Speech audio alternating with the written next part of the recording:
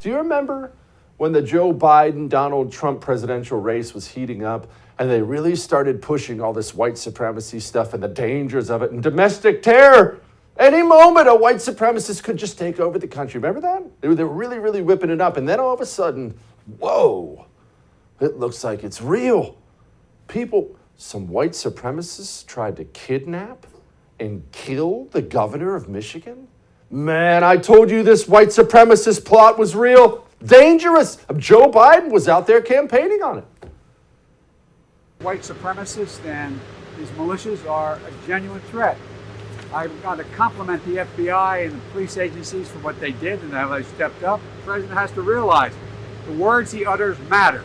But the senator talked to the governor earlier before I landed, and I talked to her. She's feeling secure and good, and I think that the FBI and others deserve a great deal of credit. I did love that little tidbit in there. He talked to Gretchen, the governor. Good save, Joe. But setting that aside, man, that was a close call, wasn't it? Whew, they almost had her. I'm glad she's in good spirits, though. Yeah, except it was all a lie. We now have details out. 2 of the accused completely acquitted of everything. How could you possibly get acquitted of planning to kidnap and murder the governor of Michigan? Well, if it was all the FBI, that's how you'd get acquitted. You see, the FBI planned, funded, organized the entire thing, and we now know that it's all been exposed at trial, which, okay, this is one trial, not the end of the world, until you think about it long and hard and realize the federal law enforcement arm is now more than willing to frame people and send them to prison if it continues the regime's narrative about the dangers of white supremacy. Just how bad is it? Something we should probably figure out. Something we should probably ask Bryan Dean Wright about.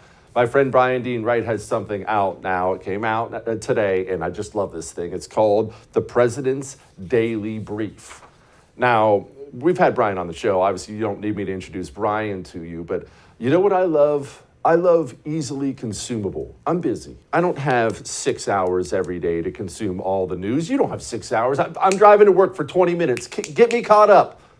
That's what this is. Concise, smart, gets me caught up. I listened to today's on the way to the studio right before I got here. Good, now I'm caught up on things.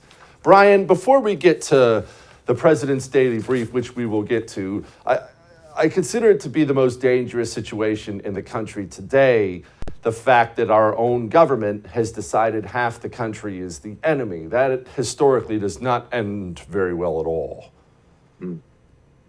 Well, let's acknowledge and remember something very, very important right now that isn't part of this white supremacy conversation. And then let's talk about Michigan. Right now, Joe Biden, you and I, via our taxpayer dollars, are supporting in Ukraine an entity called Azov Battalion, about 10,000 people, all of which are neo-Nazis. Yes, that is true. It is happening. So Joe Biden in Ukraine is funding white supremacy, neo-Nazis. At the same time, he's telling us that, in fact, white supremacy is the nation's greatest problem.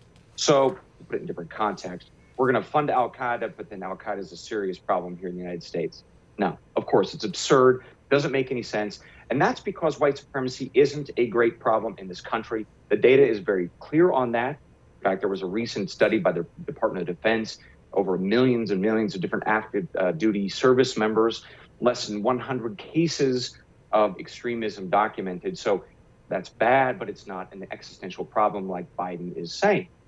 So that then, knowing that's the context, I think you're absolutely right. So why are they doing it?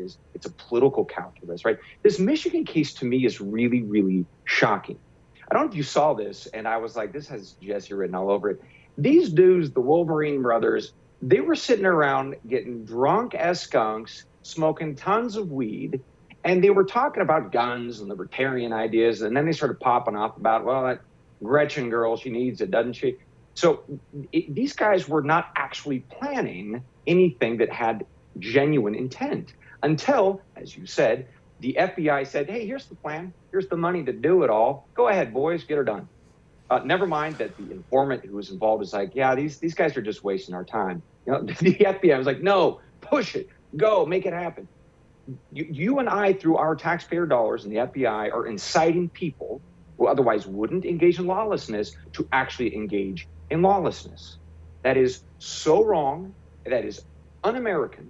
And we should damn straight be asking our government to strip those powers from the FBI because it is not what this country should do. It is not what this country should be.